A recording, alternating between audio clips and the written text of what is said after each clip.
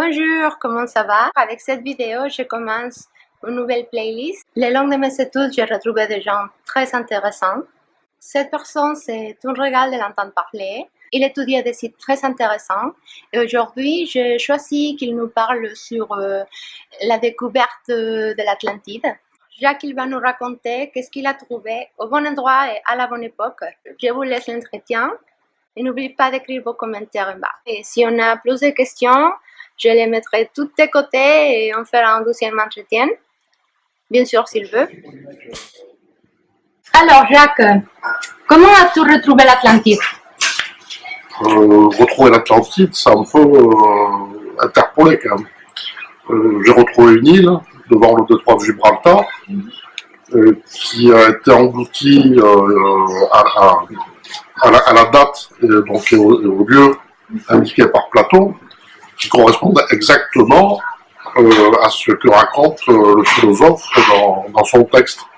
Il faut savoir que l'Atlantide, en fait, ça repose uniquement sur les propos de Platon et sur deux textes qui s'appellent le Timée et le Critias. Et donc Platon parle d'une île engloutie lors d'un cataclysme devant les colonnes d'Héraclès, c'est-à-dire Gibraltar. Et donc j'ai pu constater, par des investigations géologiques, qu'effectivement, à la sortie du détroit de Gibraltar, existait, il y a 9000 ans avant Jésus-Christ, une île qui a été engloutie par un cataclysme, des séismes, des tremblements de terre, et qui correspond au scénario raconté dans l'histoire de Platon. Or, l'histoire de Platon en Atlantide, personnellement, j'y crois pas trop. Je crois pas à la totalité de l'histoire. Je crois pas à une civilisation merveilleuse à cette époque-là. Je pense que, en fait, il s'est passé quelque chose il y a très longtemps, que ça a été repris dans les traditions, et que ensuite, dans le temps, ça s'est un peu modifié. C'est un peu comme en fait un masque de beauté qui a été plaqué sur une réalité beaucoup plus prosaïque, c'est-à-dire un cataclysme géologique qui a été arrangé ensuite par une tradition orale, et cette tradition orale a été reprise par Platon, qui en a fait l'histoire de l'Atlantide. Donc un noyau peut-être vrai, qui a donné naissance à autre chose. Il y a 12 000 ans, y avait-il des civilisations avancées? Il y a 12 000 ans, on était dans le monde des chasseurs-cueilleurs paléolithiques, donc on est en pleine préhistoire. Alors tout dépend de ce qu'on appelle une civilisation avancée.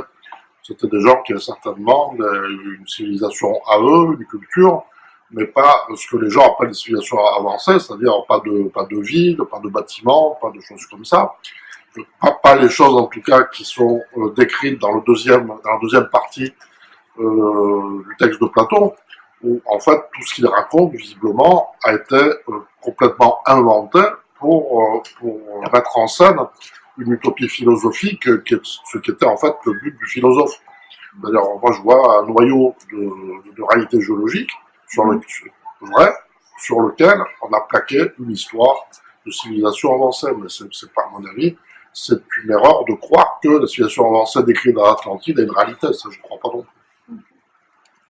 Qui aurait pu témoigner l'existence de cette île au point de la transmettre jusqu'au Platon? En fait, c'est le problème de la transmission orale chez les sociétés de chasseurs-cueilleurs. Et bon, on a des exemples ethnographiques où on a des événements importants comme des remontées de niveau de la mer, des éruptions volcaniques, qui sont intégrés dans les légendes de l'époque et qui ensuite sont racontés de génération en génération pendant très très longtemps et qui sont arrivés jusqu'à nous. Donc il y a plein d'exemples en Australie, dans le Pacifique, aussi au Moyen-Orient, enfin on peut donner des tas d'exemples.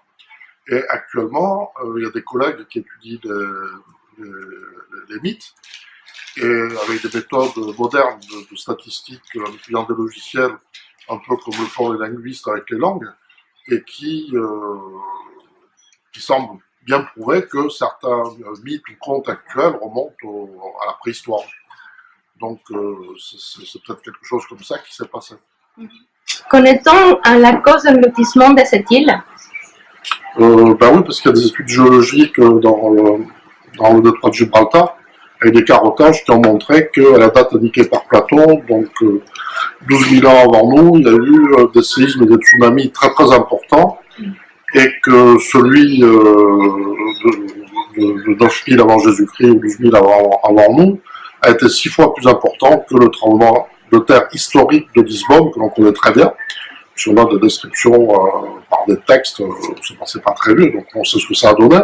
Mais c'était une catastrophe 6 fois plus importante que le tremblement de terre de Lisbonne, qui a marqué l'histoire du Portugal.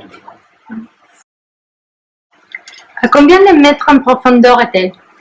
Alors, le sommet de l'île est à moins 55 mètres, mais ça descend jusqu'à 400 mètres sous le niveau de la mer, la totalité de l'île, et c'est en plein milieu du détroit de Gibraltar actuel, à la sortie du détroit de Gibraltar actuel. Comment pourrait-on explorer l'île en recherche de vestiges d'une civilisation? Ça prend une prospection archéologique sous-marine. Et bon, on connaît beaucoup de vestiges préhistoriques dans le monde sous-marin, mais leur étude commence tout juste parce que c'est très difficile au point de vue technique. Et en préhistoire, il n'y a pas grand-chose de fait en préhistoire sous-marine. Donc on est dans ce cas de figure. Par contre, est-ce que c'est vraiment la peine d'aller fouiller cette île alors qu'on a la côte à 8 km, on a des sites de la même époque qui sont très bien connus. Au Maroc, il y en a beaucoup. Donc on est déjà bien renseigné sur les gens qui vivaient sur les berges du détroit à l'époque de l'engloutissement de l'île.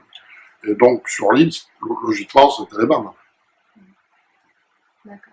Et au moment où tu as décidé d'écrire ce livre, où tu as décidé de faire cette recherche sur l'Atlantide par rapport aux découvertes que tu avais fait, est-ce que tu imaginais retrouver tellement d'informations, que ce soit vraiment vérifié ta théorie? Est-ce que tu t'attendais à ce qu'il y a maintenant dans le livre, tant que tel?